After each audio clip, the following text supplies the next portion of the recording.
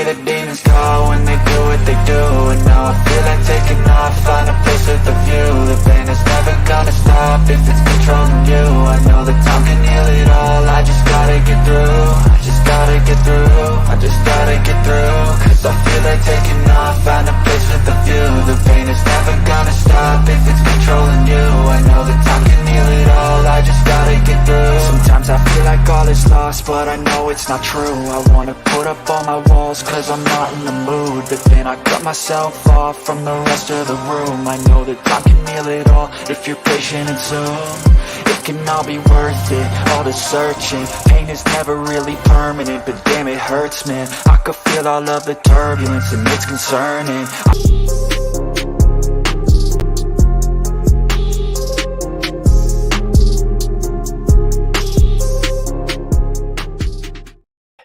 Hey guys, what is up? Welcome to Sixers Alert episode 5. And I'm not here by myself. I'm here with a very good friend of mine, a lifelong friend.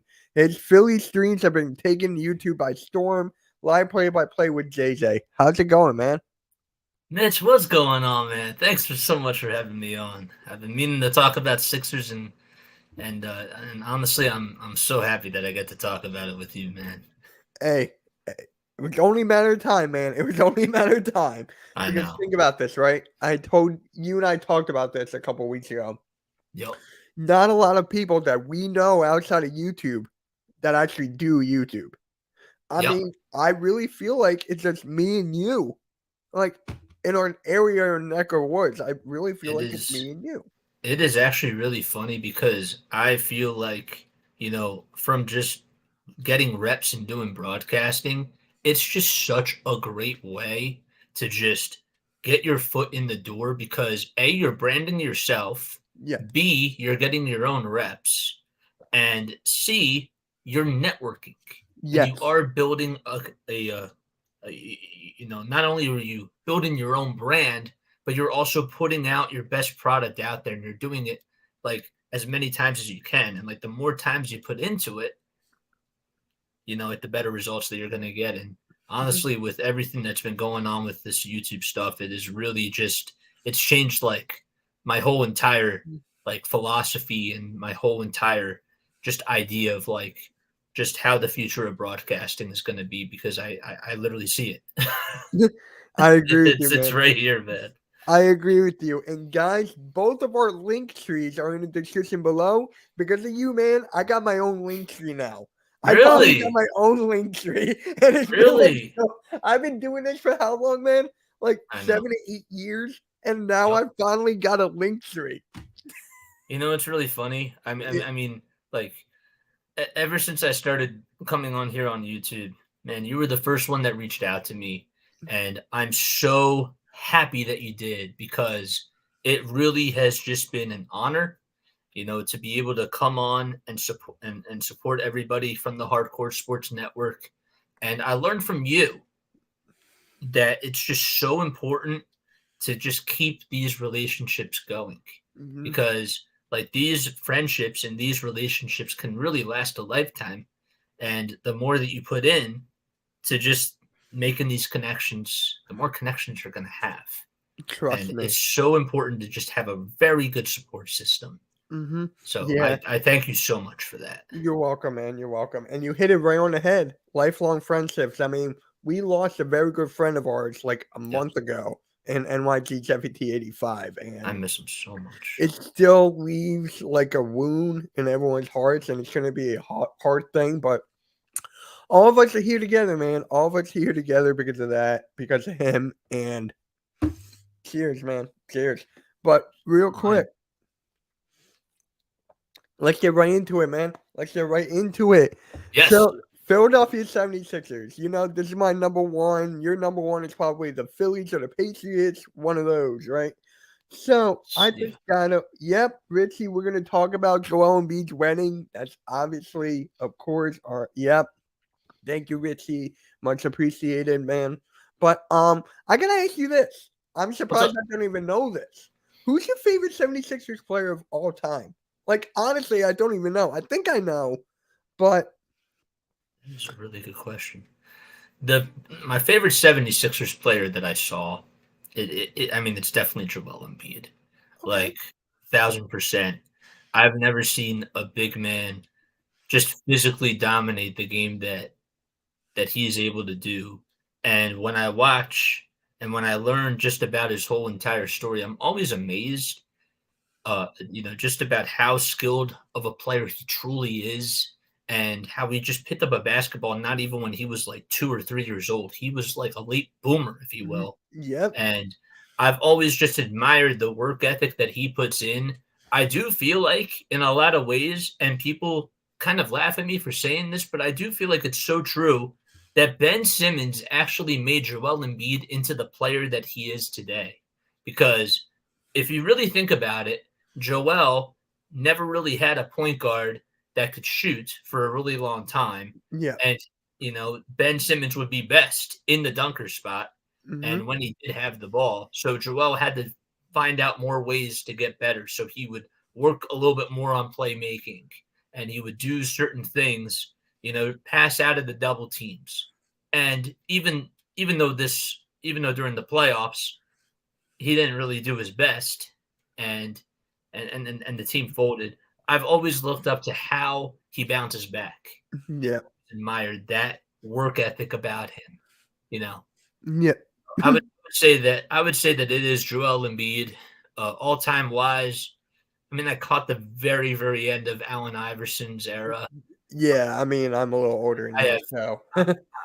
I have a lot of respect for AI, man. I Mhm. do. Yeah. But I don't know if I told you this. With Joel Embiid, I actually met him. So you know the place that I worked at. You know that community center you go to, everyone Yep. goes to. Oh, So yeah. he was there. It was him, Al Horford, and Owen Brand. It was like during those award ceremonies things. They Really? always They bring were all like, there? yeah. So Joel was there a couple of years ago, and they were in the back of the building and in the social hall. And he was just sitting there, man. He was just sitting there. So I couldn't get a picture with him because it was only for those rich people who spent sponsors and Right. stuff like that. Yes. So of course, so I walked up to him. We were just talking, man. Kansas, his whole career. Then he Wow. stands up. I'm not that tall of a person. I am Oh, dude. only like 5'5", 5'6" on a good day. So when I look up to him, he's 7'3". Dude, I'm not kidding. My neck was stuck. I could not move. I was like, all right. And then he I walked can away. picture My the neck whole is thing. still stuck. And I'm like, all right, can I move now? I'm like, Oh, my that gosh. hurt. But yeah. So that was That's- my little experience with Joel Embiid. I will never forget that. So for me, awesome. honestly, I gotta go Allen Iverson for me because Yeah. he's a change. Like for me, just watching him, who's not as tall, who's very athletic, takes it to the rim. He does everything that you need to do, and he took our team to the 2001 finals. And I'm like, that's my Him and favorite Larry team because Brown. that's the only time I saw them in the NBA finals. Yeah. And I'm like, yep. So it's AI for me. That's Yeah. also probably the only time that you saw them play in the Eastern Conference Finals. Yep. Yes, it is. Yeah. Mm. Oh, don't even bring up Evan So Turner, sad. Arco. Don't even bring up Evan Turner.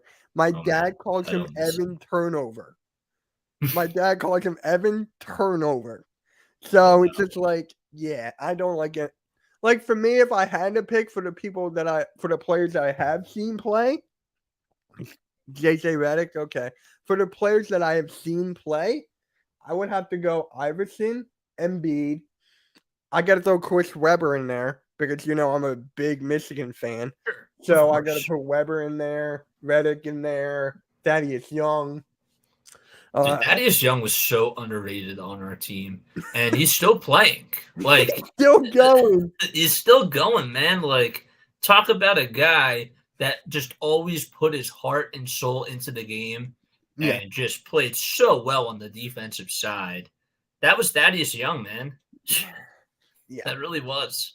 Oh, for you, teacher, that game, it was Kyle Korver. Okay, I can Good respect one, too. that. A white guy who can shoot threes. I can respect that. I like the second AI as well. Iguodala, yes. And I I like actually second made AI a too. comment to my buddy who as a Philly who I'm partnered with, and we were just like watching Summer League, and I'm like, you know who Jaden Springer reminds me of? I was like a young Iguodala. Iguodala. Yes, because Iguodala, when he came into the league, he was not much of a shooter. He was much more athletic in defense. That's exactly what Jaden Springer was or is. So, Yep. Dad Young is their vet. Yep. Carlos Boozer. Oh my God. Or Corey Brewer. man. I was at that game. I was Corey at that game Brewer. against the Rockets. I was there. Yeah, So, I remember yeah. that. Hi, Butterfly. How is it? Butterfly. Make sure you guys subscribe to him, man. He is close to 750. So please hit that subscribe. His link tree is in the description below. So please do. Was underrated when he was he was an all-star too. So was Drew Holiday. So we gotta get into this, right? We gotta get into it. And Joel Embiid had a wedding, right? He got married, I think it was yesterday. Okay. And then you see the pictures of them at the wedding. So you see Embiid, Julius Liang, we've seen Maxey Harris, who I really don't like, and then DeAnthony Melton. And then people are wondering, where in the world is James Harden? So, James Harden, guys, you ready for this? I got to share my screen 1 second. You guys are going to laugh at this. He was in a club eating burgers. And you guys think I'm kidding. There's no volume for copyright reasons, but you could see that, look, here's Triple Burgers. Here's the guy he's with, Bun B. And then he turns the camera. He's eating burgers. He's eating burgers. So, what do you have to think about that? Give me your thoughts on that. Him not going to Joel Embiid's wedding and just eating burgers. The thing that really just surprises me is that everything is just in the spotlight with James Harden, and rightfully so in a lot of ways, because it just goes back to the playoffs, man. It just goes back at what he didn't do in the playoffs against Boston. He had a magnificent game 1, right? Yep. He played really, really well in game 4. And it was just like every other game, you just didn't know what you were going to get. And I find it so weird how he's just not like it. I'm kind of like all over the place with it in regards to James Harden, but he was like one of the main reasons why I was so happy that I had a chance of just moving on to the Phillies season and just calling Phillies games, because I just, at the very end of that playoff run, I was just so disgusted with this team. And I was not happy with the way that Doc was coaching. I wasn't happy with the way that James Harden and Embiid were playing. And the whole organization was just not doing their job either. So it just, in regards to James, just to tie it all back together, I'm not surprised at this. You know, James touted his way out of Houston, touted his way out of Brooklyn, and he's doing the same thing here. And it really does show me that he was trying to get a lot of leverage in Houston to try to sign with them. And he didn't get as much as I think that he thought he was going to. And that's why he signed with the Sixers. But if I'm James Harden, man, this is the best spot for you to win a championship. And I don't have anything like against like you like not showing up to Joel's wedding. I'll be right back. 1 second. Just keep going. I'll be right back. I don't have anything against like James Harden just not going to Embiid's wedding. The thing that I have a problem with is he working on his game? Is he trying to get better? And is he trying to work on certain fundamentals that he slacked at during the playoffs? That's what I really do care about. And I don't think that he is. I haven't seen a lot of workout videos. I haven't really been hearing a lot of stuff from the media about it. And I think it's really sad because, you know, this is a guy who is really talented, that has a lot of great offensive game to him. And if he just doesn't want to get better at his game, then it just sucks. It just really sucks being in that spot. Seriously. Yeah. Don't even get me started on this whole Harden thing. The way I look at this, right? Hey, Beyond the Script, what is up, man? Thank you for stopping by, bro. Really appreciate it. But the way I look at this, right? Because he was on his Instagram story and he was saying, hold on, let's see if I can find it. He goes, I've been comfortable for too long. It's time to get uncomfortable. So for him saying that, I think he's going to pull every string that he can so he can get traded, so he can get out and go to the Clippers. And this brings back a lot of Ben Simmons vibes. Yeah. I got to be better. Hold me accountable, right? Like, where's the accountability? Those types of things are like stuff that Ben Simmons would say. And it just really bothers me because I just never would have imagined in my wildest dreams that we would get that back here. And I just think that it's just so childish. And in some ways, it just makes me second guess myself about, like where I thought that the Sixers should have been last year, because I really didn't see. I actually really thought that James Harden was hurt in the first playoffs and that the injury was really nagging him. And sometimes, like when I would watch him in the second round of last year, I could see a little bit of fatigue, but I also saw a lack of effort. I didn't see hustle back on the defensive side. And so just this whole like drama with James Harden, it honestly just like lights a fire in me because I was just so I expected this team to make it to the Eastern Conference Finals, and they really realistically they should have. Mm-hmm. They should have, man. I mean, they were up 3-2. We were up 3-2 against the Boston Celtics here, and that's not all on James Harden. Most of it's on Doc Rivers, and thank God he's gone. And that's enough I'm going to say about Doc Rivers. So, bye-bye. The way I was going with this, right? The way I was going with this James Harden being comfortable and uncomfortable, it's just that what gives you this kind of mindset? Like, you wanted to go to 76ers so bad that you didn't even want to go to Brooklyn. You just wanted to go here because of Daryl Morey, right? He just wanted to go right here. But instead, because of the relationship that Morey had with Houston, they sent him to Brooklyn, and then he fought his way out to here, and now he's going to fight his way out to go over there. And it's just like, enough is enough. I get you're 34, 35 years old. He wants money. You know how much he's getting paid this year, bro? How much? 34 to 40 mil. Yep. On his player option. Yep. He's okay. No Orange Cassidy said I saw that, but yeah, he's getting paid that much. And for me, I'm just like, geez, I was not gonna have that kind of money, but it's just like, it's insane. It's insane.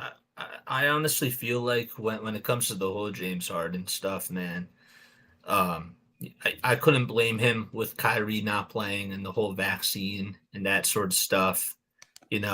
At that point, I thought that maybe he wanted to be more in a winning situation, and that's why he pouted his way out of Brooklyn. And it just was never going to work. Like, let's just be realistic with ourselves. The whole Brooklyn stuff with KD, Kyrie, and Harden, it was never going to work. Mm-mm. And Brooklyn really shot themselves in the foot with that. With the Sixers, I thought that the whole Ben Simmons trade was great, because you did get another all-star in return. The problem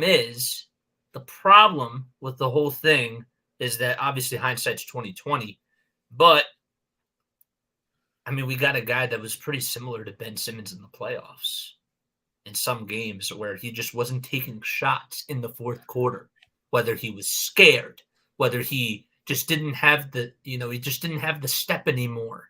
There was just so many things that he just didn't do. And when your big star is failing, you're the guy that has to step up. You're the Robin to the Batman, right? And you know that Tobias Harris, even though he's getting paid as a max contract deal, and that's obviously a whole nother conversation, and that goes back to the organization and the ownership, you know that Tobias Harris is going to have games where he puts up like only 10 points. There was actually a game where he only put up 2 points in 41 minutes. And I clearly remember that game. But if nobody else is stepping up, I want my second best player to say, I have to step up. Okay. This is my team right now. My star needs me, right? And even if I'm passing the ball to him a lot of time and I'm making sure that he gets his points, he's not getting his points tonight. That means that I got to do my thing. Maybe I have to get Maxey more involved with scoring the basketball. Screw Doc Rivers, screw the whole like play calling, screw the rotations and everything. Let me go out there and ball. Let me go do my thing and just try to ISO on people and get others involved and come up with my own plays. I never saw that hunger in him. I never saw that willingness to get better. And that is what really ticks me off. And it still does to this day. And I thought I'd be over it. I really did. But I'm not. Now you know why I have such a hard time with the Sixers being my number one. Now you know the struggle I go through day in and day out. Knicks fans, we're going to talk about the Knicks in a minute. Dude, I shit you not. They've been DMing me every single day for 2 years straight. Why is that? Because they want me to lose. They want the Sixers to lose and all this stuff. I loved it. I love it. I'm not like these people who complain and leave social media. That's not me. So I'm like, I fight back. I do this, I do that.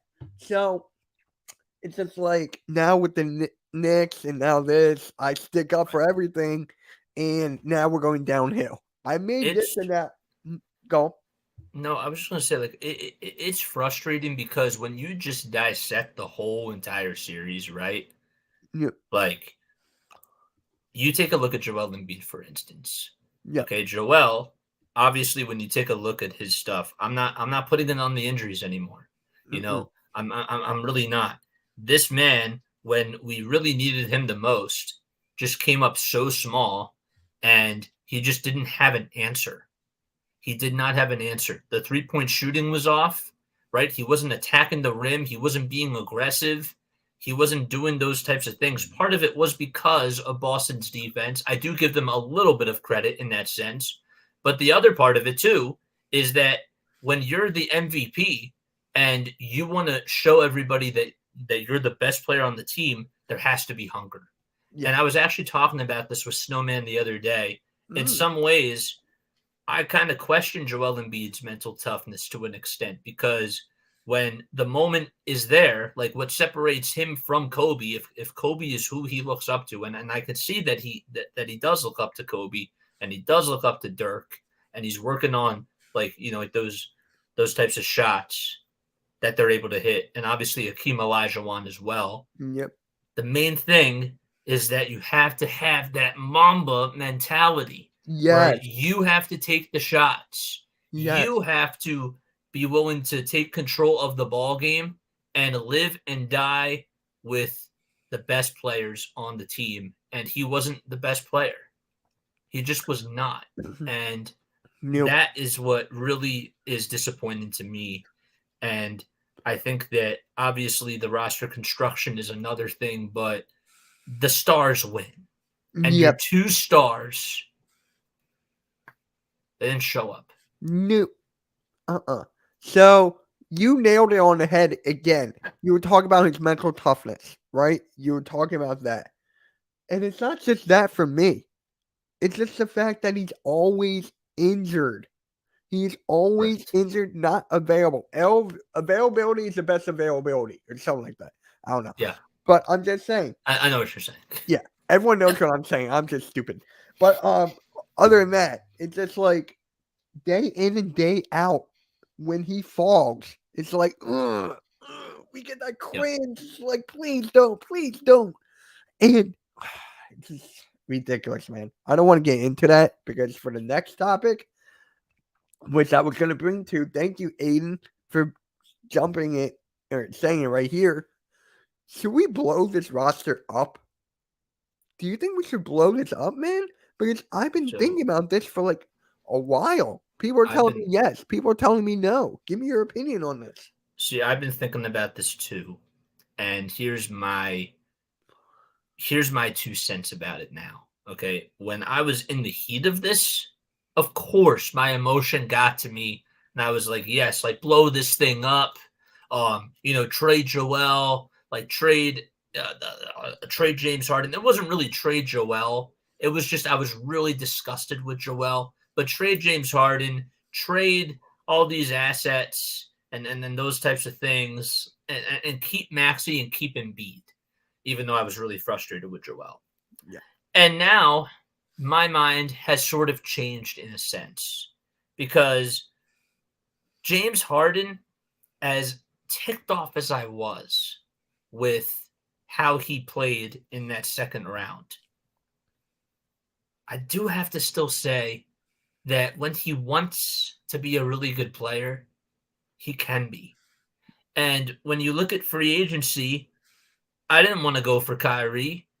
I didn't want to go for, some of these star players like Fred VanVleet. Like Fred VanVleet, in my opinion, is not James Harden. So we're stuck. And I hate being stuck.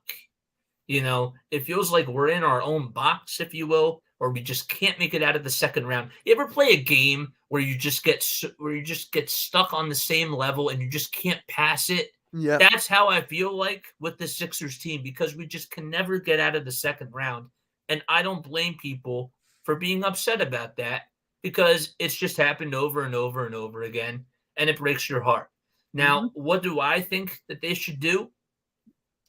It is really tough because I believe that I want to get rid of James Harden and I want to get rid of Toby. The problem is that if we're going to rebuild this thing, I want to do it the right way. Think about the Flyers, for instance. Like, Chuck Fletcher's like let go, but, they bring in guys in the organization that know hockey, that know what they're doing. And finally, they're building from the draft. Like they're getting rid of players that they should have gotten rid of a long time ago. There's people that are in the front office that should have never been in the front office with Chuck Fletcher. And the same thing has to happen with the Sixers. If they really care about, doing this the right way, I do think it is important for them to try. If they want to blow this up, they have to do it the right way, and they have to build from the draft. And I still feel like that I still want Joel Embiid. Like I still want Tyrese Maxey. But I also understand that you have a window here and you have to make the most out of it. And I feel like that right now, the organization obviously is not going to blow it up. But would I blow it up? I would think about it. So, I don't know if you watched the Daryl Morey interview on 97.5 Fanatic, or you listened to it, right? So, Yep. He was talking about like all these players. He wasn't talking about the 2023 season as much. He was talking more about the 2024 season. So if you look at our bench and what their salaries are, Patrick Beverley on a 1-year deal. We got all these players. Montrezl Harrell, 1-year deal. Mo Bamba on a 1-year deal. D'Anthony Melton on a 1-year deal. Daniel House Jr. on a 1-year deal. So he's trying to build up for the 2024 offseason because we're going to have 2 max slots open. We're going to have 2 max slots open. So he's going to look at Pascal Siakam, OG Anunoby, or Klay Thompson. So I honestly think we're not going to blow it up. I think we're going to take a gap year. I hate saying that, but I'm going to say it again. We are taking a gap year. Look at the money we got. Look at all these players getting 1-year deals off the bench. Tobias Harris, expiring deal. James Harden about to get traded, it looks like. So it's just like, it's a matter of time. And now PJ Tucker has been linked to the James Harden trade talks to the Clippers. So he's trying to empty out contracts. That PJ Tucker contract, gone. Harden contract, gone. So I honestly think we're taking a gap year because of that. I don't understand like why the whole signing of PJ Tucker happened in the first place. Well, actually, let me take that back. They paid him way too much money. Yeah. Like 3 years, $39 million. It's one thing to bring a veteran in, that understands how to win, and that can be somebody that rallies the troops, if you will, on like a minimal contract. You're paying him $39 million for 3 years. That's way too much money. And like, good for PJ for taking the money, obviously, but like, You can't be doing that, man. Those types of moves have to be made somewhere else. And if you're going to get caught tampering, like, that's what makes it even worse because you lost a draft pick. You know? We have a first round next year, but we don't have a second because of that. Exactly. We have a first round pick next year. It is. And you did bring up a point about draft, right? You did bring up that point. So, when was the last time we had a good draft pick? Maxey? Embiid? 2020. We're not good at drafting. No. We are not good at drafting at all. Oh, yeah, by the way, we lucked out with McDaniels Tyrese go. Maxey. Huh? We lucked out with Tyrese Maxey. Yeah. And then, by the way, with Jalen McDaniels, right? We traded Thibault and a second-round pick to get McDaniels. Then we let him go. And then now he's on Toronto Raptors. Yep. With all those 6'8", 6'9" wings with those lanky arms that can play both sides of the floor. Don't forget that. Yeah. Forget that Danny Ainge also flinched. Also with the whole Paul Reed stuff, man. Like he fleeced us too again. Yeah. So you did mention Paul Reed. So do you like that move that we kept him or not? Because we have so many we have so many bigs. I feel like that it was the right move to keep him. The problem is that why are we bringing back Montrezl, man? Why are we bringing back Montrezl Harrell if he's not going to play? And if we get a guy like Mo Bamba as our backup center, I've always wanted Doc to have a lineup where you would have Paul Reed playing with Joel on the defensive side. Yep. And honestly, like I'm not a coach. Okay, like I'm definitely like not a coach by any means whatsoever. Mhm. But if the whole Robert Williams thing was just so hard for you to figure out, having this big lineup, why don't you go big? Why don't you get athletic players that can match up against guys like Grant Williams, guys like Jaylen Brown, right? Al Horford, like these big dudes. Why don't you match that up with size and athleticism too? And he just never wanted to do that. And he was so hesitant. And so I do believe that bringing back Paul Reed was the right thing to do. Yes. The thing is that, like, this team is just a mess. This team is just in such a mess right now that even though the East I still believe is wide open, I just can't see them as of right now getting out because we don't know about the whole James Harden stuff, if he's really going to play and that type of thing. I just this team has just so many holes. Yeah. And now I'm at the point where are you either trading Toby or trading James Harden? That I don't know. With this It's going to have to be one of those. With this Paul Reed thing, right? I love the move. It's great. They signed him that morning and it didn't come out to that night. So there's that, right? Yep. 2, Paul Reed can play the 3 and the 4 and the 5. So I honestly believe he's going to be one of those wing guys.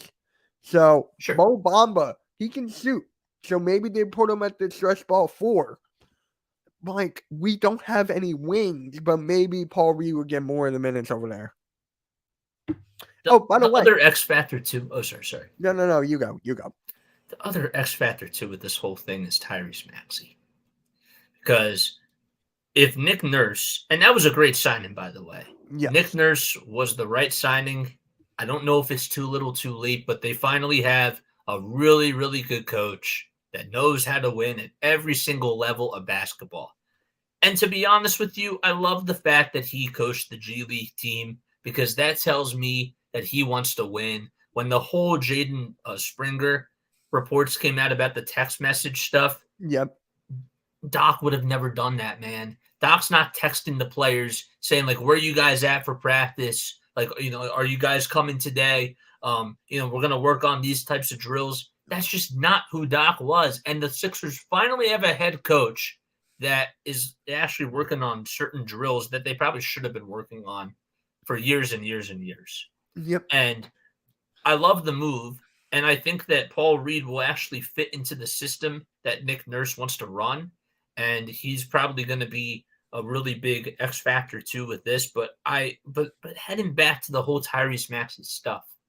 Okay. If Tyrese Maxey actually becomes more of a playmaker, that changes everything with this team. Yeah. It really does. Because now at the trade deadline, you can think to yourself, well, maybe we can go after a wing. Maybe we don't have to go after another guard that can ball handle because, that could be something else that the Sixers could have in their toolbox, if you will. And the play-in tournament could actually help the Sixers out in that sense too. The because play-in tournament or the mid-season tournament? The mid-season tournament. Sorry. Okay. Sorry. No, you're Yeah. good. You're good. I was just confused. You're good. No, the play. Anyhow, the mid-season tournament I think would be a really good thing for the Sixers in that sense. I'm not really for it, and that's a whole nother conversation. But it's a good measuring stick for them to see like where they're at during the middle of the season and who they can attack during the trade deadline and those types of things. But man, Sixers really just are in such a tough spot, and it's just not easy to say. And I had so many expectations for this team, and they're really depressing. They really are. They really are. So you want to be even more depressing? Yes. Yeah. Let's go for it. I need a sip of water for this. All right. Yeah. Let me see if I can find it. Oh wait, I have to go here. There we go. It's right here. It just came out today, a couple hours ago. Yeah. Sixers insider Keith Pompey says Joel Embiid to the Knicks absolutely could happen. Joel already owns a house up in New York. Thoughts? Because to this, it's BS for me. Who would the Sixers get back in the trade? Okay, you want to go down that route? Or RJ Barrett, I could take. Obviously, Obi Toppin is gone, so they're not going to give up Randall. They don't have a backup power forward. They're not going to give up Josh Hart, right? They're not going to give up Hart. They're not going to give up DiVincenzo. No. I'm calling this right now. They're going to get Mikal Bridges in a couple years. Watch. So. Okay. I'm just saying that because it's a whole Nova thing. Yeah. But when you look at this, right, there's no one else that we could possibly want except for Brunson. And for hell, for that money he got, and for Leon Rose being such good friends with Jalen Brunson, Josh Hart, DiVincenzo, with the whole Villanova crew, they're not going anywhere. There's nobody. They need Coach Jay Wright. What? They're going to get him after this year. I'm calling it. I'm actually calling it because they have Tom Thibodeau right now. He's a good coach. Yes, he did win Coach of the Year. I'm calling it right now. They're going to get Jay Wright after in 2024. They're going to get Jay Wright. That would be crazy. He doesn't want to go NBA, but I'm just saying. Like, I don't believe in the whole thing about Embiid going to the Knicks right now. But I also understand, too, that Joel, if he really does one out, that puts Daryl in a tough spot, man. It really does. And this is the one thing that I'm not really the biggest fan of, like, when it comes to players. Like, I'm all for, like, players negotiating, like, their own contracts, and I'm always for, player safety and that type of thing. But in some ways, too, when it comes to these contracts and the way that money is just tied, I'm really praying that Joel doesn't ask out because I love Joel, man. I don't want to lose Joel, but I don't think that it's going to happen right now. But obviously, these things can change because money talks. Yep, it really does. But I also understand too that Daryl would Daryl's not dumb. He would definitely hold out on a trade package that at least would be somewhat valuable. Like, you can't necessarily replace Joel Embiid, but he did the same thing with Ben Simmons. Like, he held out on the whole trade for a year, and it got him James Harden. And even though hindsight is 2020, and I would have loved Tyrese Halliburton and Buddy Hield, that would have been so awesome. But can you imagine if we had Tyrese in the backcourt? Oh my gosh, it would be the Tyrese backcourt show. I would love that, man. I would love that. I know. But you said that you don't want Joel to go. I'm right there with you. But if he requests a trade, I will not be mad. I will not be mad. I wouldn't be mad. No. I wouldn't be mad at him because I understand too that that the organization didn't put him didn't put the right pieces around him. But I mean, as a Sixers fan, I don't want to go back to losing. I don't either, man. I don't either.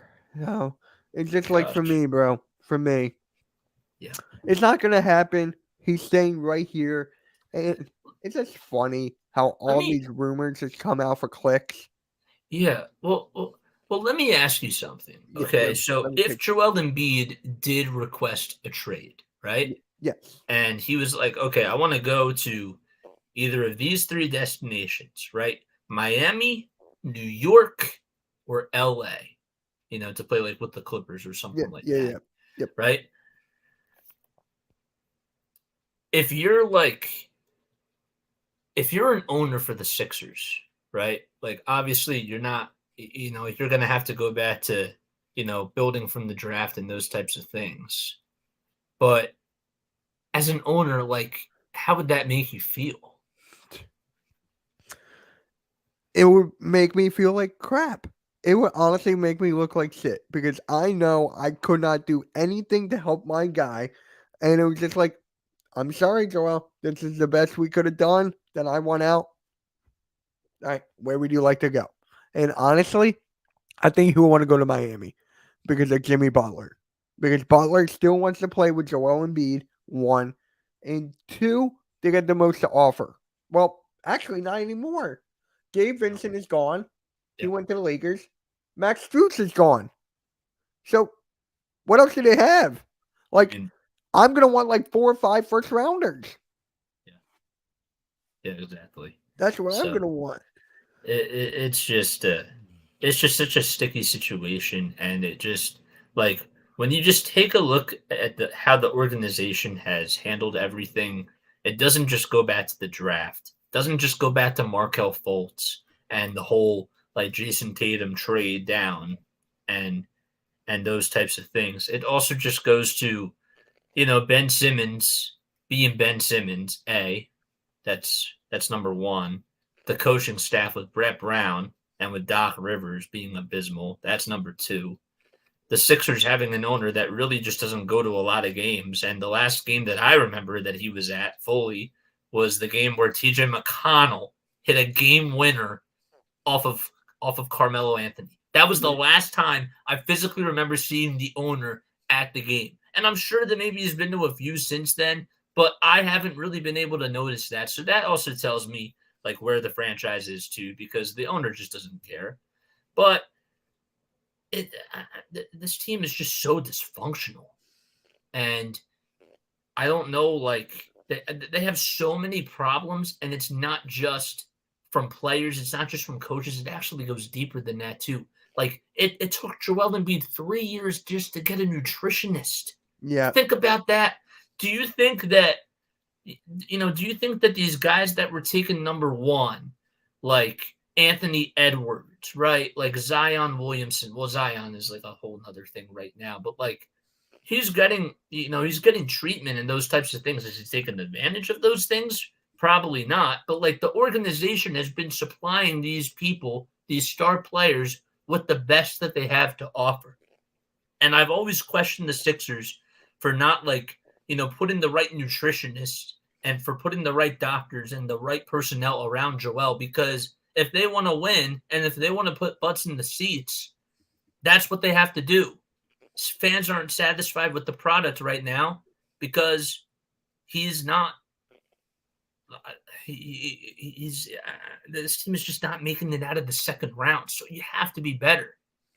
So I don't know what else to say. I just babbled for like 5 minutes, and I don't know what came out of that, but Hey.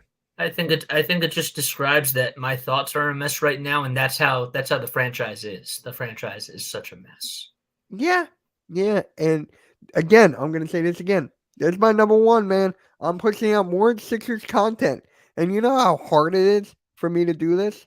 Like people are understand. still telling me, Mitch, go to Eagles, go to the Phillies right now, and I'm like, I still do Eagles. I have 2 shows, and I do Phillies once a week, and I'm gonna bring back wrestling like once or twice a month.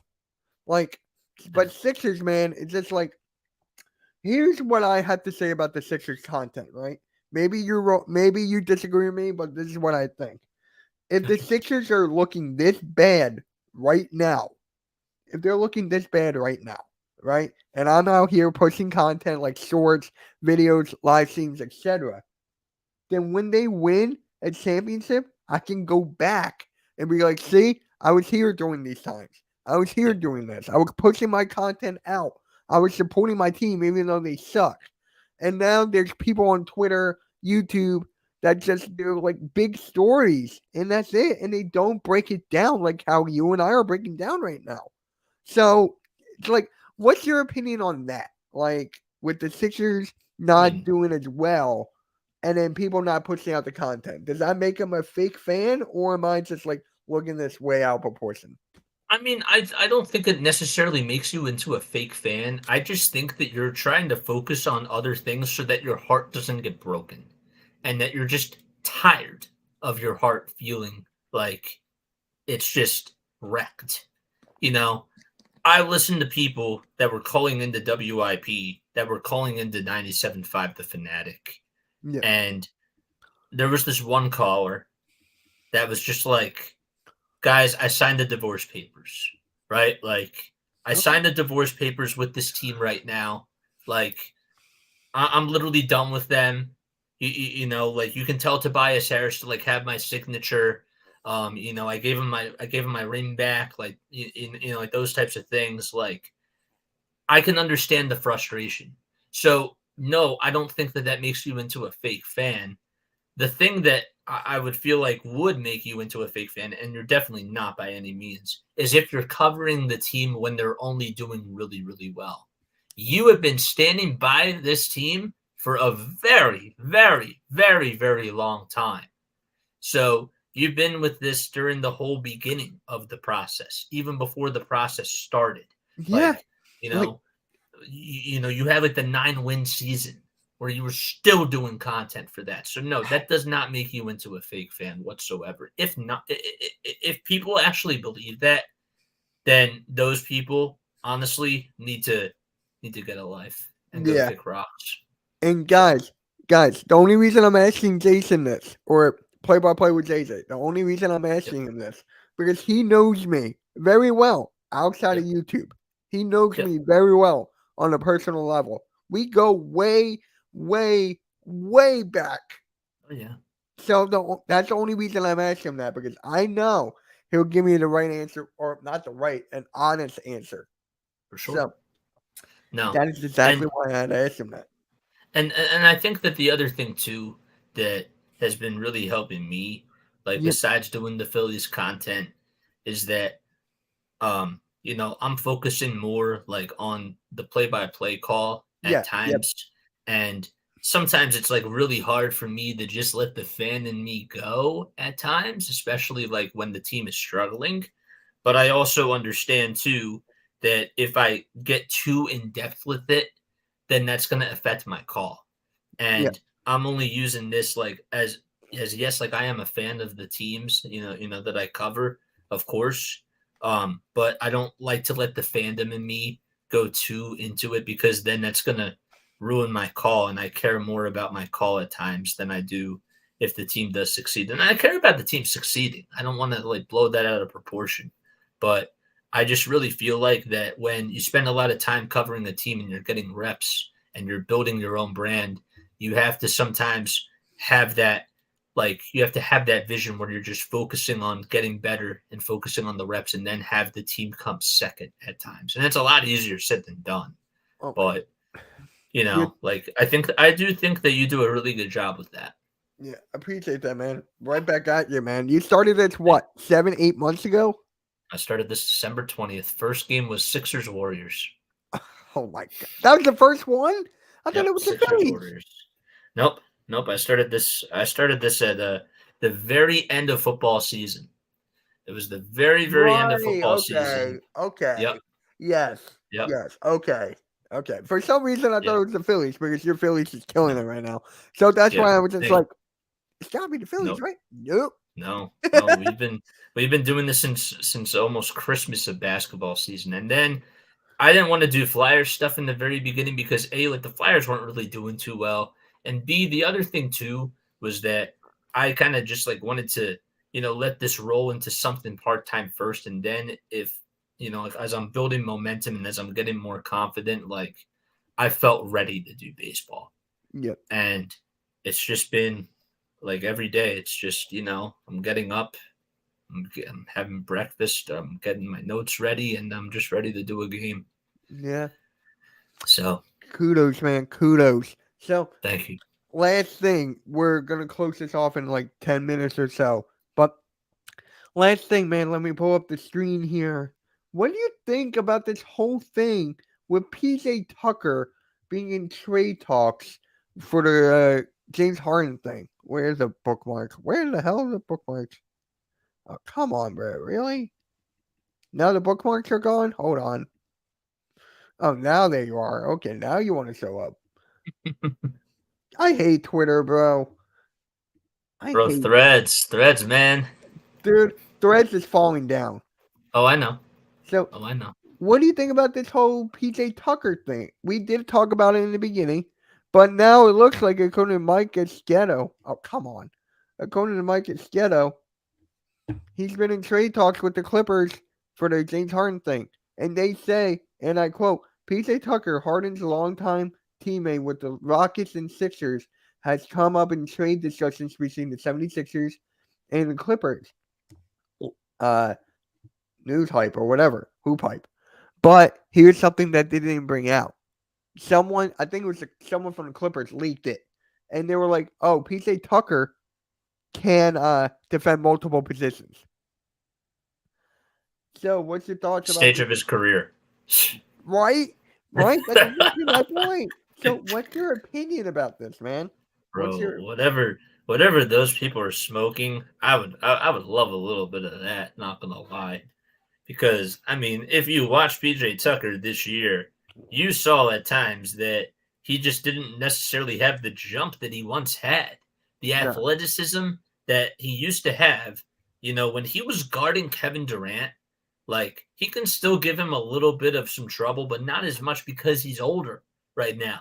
But man, like when he was going up against KD in the Western Conference Finals, like a couple of years ago in Houston, man, like he was doing such a great job because he was just so physically versatile. And now he's at the point now where age is really catching up to him, and father time is pretty close for PJ Tucker.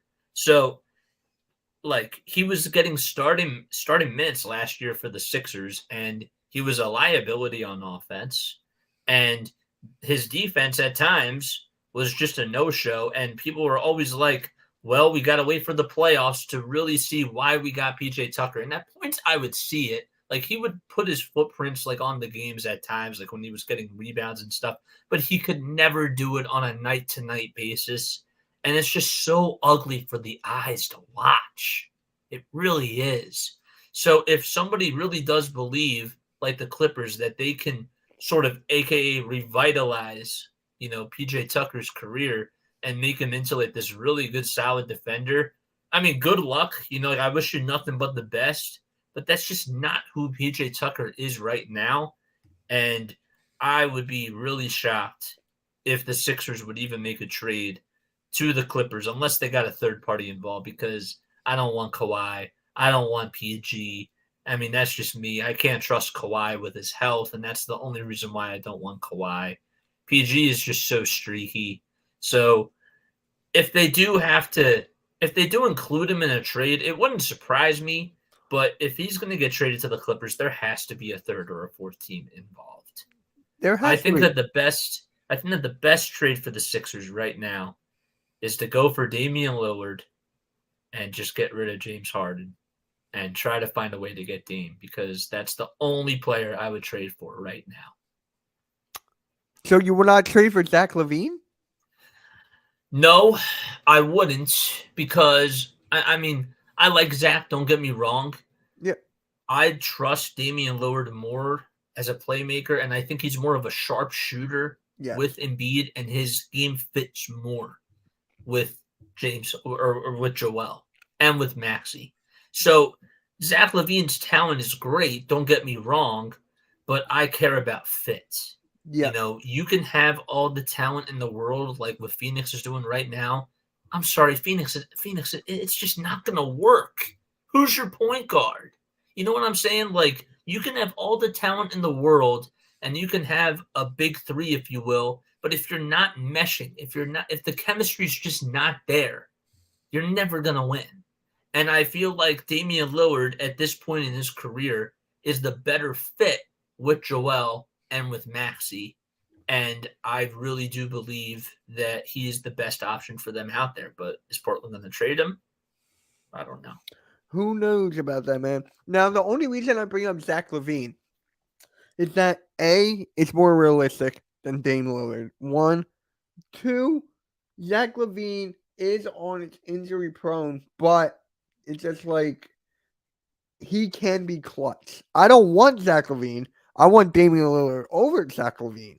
But I'm just saying, Zach LaVine is one of those guys where he can put up 20 to 30, but I don't know if he can get over the hump. But it's more realistic. And knowing me, I'm more about realistic. So it's like I would love Dame, but I feel you on that. The other thing, though, is that if the Sixers do get Zach LaVine, then that actually technically puts more pressure on Tyrese Maxey. And that tells me that the team is going to give him the keys to be the primary ball handler. Am I ready for that just yet? No. I don't know. I want to see it, but I want to have a backup. Like we lost Shake Milton, right? Like, yes, we have DeAnthony Melton, but DeAnthony Melton's not really a good, solid ball handler for like 20, 25 minutes. James Harden is a really good ball handler when he wants to be. Yep. So it's a tough spot. And I keep saying that, and I sound like a broken record, but at this point, if they're going to trade for anybody, it has to be for Damian Lillard. Yeah, you're not wrong. It has to be a multiple team trade. I'm right there with you. And I don't know if you've been watching my Sixers videos, my reactions. Oh, I have. The Mike Sports vibes. That guy who wants everything. He just made one on Kawhi Leonard. Dude, I think you're not. These are the video. Like, he was begging for LeBron James. He was begging for Chris Paul. He was begging for Zach LaVine. He was begging for Kawhi Leonard, and I forget the other guy. There were so many. But I'm just like, comedy at this point. Bro, you can't have everybody, man. No. And here's the thing, right? I think I told you this, maybe not. He's a Sixers and a Vikings fan. Yeah, I think that's interesting. I mean, but I also can't say anything because I'm a Patriots and a Sixers fan, so I also understand but that's a little bit weird. Yeah, but yours makes more sense. Because I got into football later in my life. Isn't it, than Minnesota? Oh. Well, the Patriots are closer, but I also, to be fair, got into football later in my life. And that was the first game that I remember watching, so I fell in love with them. But I mean, the whole thing, just tying it back to the Sixers, overall, just from the offseason perspective, man, I have to give them a D+ with just how they assess this offseason. I think Daryl Morey is good at looking for talent. The problem is that you don't have any assets and you didn't really have any draft picks whatsoever. But you just weren't able to so far trade James Harden or trade Tobias Harris. And one of those things has to happen. I really do not want to run this whole thing back with those three guys. One of them has to go. One of them at least has to go. And I like Tobias as a guy. I think he's a really, really nice guy. I think that it's unfortunate that the Sixers paid him so much money and they went with him over Jimmy Butler. I just really feel like that even though he's had to adapt his game so many ways, he just doesn't he's just not that guy. He's what everybody thought that Jalen Hurts was going to be. A very nice guy that just never had the potential of getting better. And Jalen has proved, obviously, everybody wrong, and he's gone so far. But, just the throwing, just the touch and just the feel of the game, passing out of the pocket, right? Running away from pressure. those types of things, so many people were so frustrated with Jalen Hurts in his first season, and they never would have thought that he would have gotten better in those departments. Tobias Harris just has been that same guy over and over and over again, and has never been an all-star, even though I still think he should have been an all-star one season. But Toby is just not. He just isn't that guy. Nah. So your grade is a D plus. I'm gonna give it a, because I know they're gonna give it a gap year. I know what to expect. So for that, I'm giving it a C minus. That's the only reason, because you brought back Paul Reed. That's the only thing, and you got Nick Nurse. Bro, I would have given them an F if they didn't get Paul Reed. Oh, if they gave Paul Reed, I would have given them an F minus to the third. Like, that's just me, but I'm just glad they got that. And you know what? I asked every one of my guests this. Give me one word that describes the Sixers offseason. Like, I've heard failure. I've heard tease. For me, it was predictable because I knew where the Sixers were going. I knew Niang was going to go. I knew Milton was going to go. I knew McDaniels was going to go. So for me, in that aspect, it was predictable. So what's your one word that describes the Sixers offseason? Stale. Fail? Stale. Oh, stale. Ooh, that's Yeah. a good one. Okay. Stale. Because it really hasn't been a lot of major moves. And, they've been doing these little things, but it doesn't make the team better.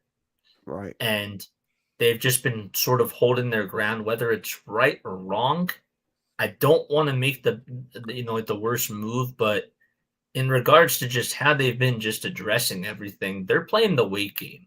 They're playing a game of fishing where you just go out there, you have to have patience, and you got to wait for the fish to get onto the hook, catch the bait, and then reel them in.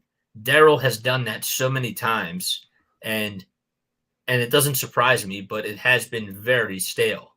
Not a lot of moves. Nobody has really flinched, but hopefully they get some movement because I'm losing patience.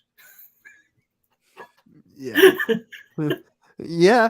So am I. Yeah, So am I. I'm But losing hey, patience, man. Hey, bro, this was great. I know you've been doing Phillies a lot, but it was just like something else to get your, Dude, I get appreciate frustrated. this. It is, but I mean, like the Phillies have been kind of frustrating me a little bit too. But like, man, it honestly, in some ways, is very therapeutic that I got to come on here because I totally forgot about how angry I am with the Sixers team. Right? And I think it's so important to talk about it because the only way to get better, with something that is therapeutic is to just talk. Exactly. So, Yeah. So thank you for giving me a little platform to do that. Oh, and don't forget this, man. It's on your channel as well. Oh, I know. Don't forget to subscribe to my guy. His link tree is in the description below. My God, I'm gonna get some used to that. And my link tree is down below as well. So, hey, Jay Taco, what is up, man? Thank you for stopping by. We're just wrapping it up here. But yeah, man, if you ever want to talk Sixers, I'm gonna be on your channel sometime this week. So I don't want to spoil anything, but I'm gonna be on his channel. So make sure you be on the lookout for that, man. I'm excited. So make sure you guys hit that like, subscribe, and would you like to say anything on the way out? No, I just wanted to say thank you so much for having me on here. I mean, like let's just hope that the Sixers make more moves, really. Go Phillies, and guys, make sure that make sure you subscribe to my boy MK because he's the best. Appreciate and that. I love my brother so much. Right back at you, man. Right back at you. We're close to 3K over here. You're close to 1K. And on Twitter, guys, I'm 16 away from 2K. So how many get Twitter on 2K? Speaking of 2K, we should play 2K. I stopped playing 2K. Have you really? Yeah, I stopped since like 2K20. Oh, wow. But I'm thinking about going back because it is cross-platform. Yeah. So what system do you got? Xbox, right? I have PS4. Oh, I got a PS5. We can totally play. Let's go, baby. Man, yeah, let's do that shit. Yeah, and that sounds good. That sounds really, really good. I completely forgot you had a PS4. Yeah, I have a PS4, man. All right, guys. On that note, wait, hold on. Gotta adjust the comments here. One more life for 20, guys. We'll probably get that as soon as it ends. And yeah, guys, we are out of here. Have a good one. Bye.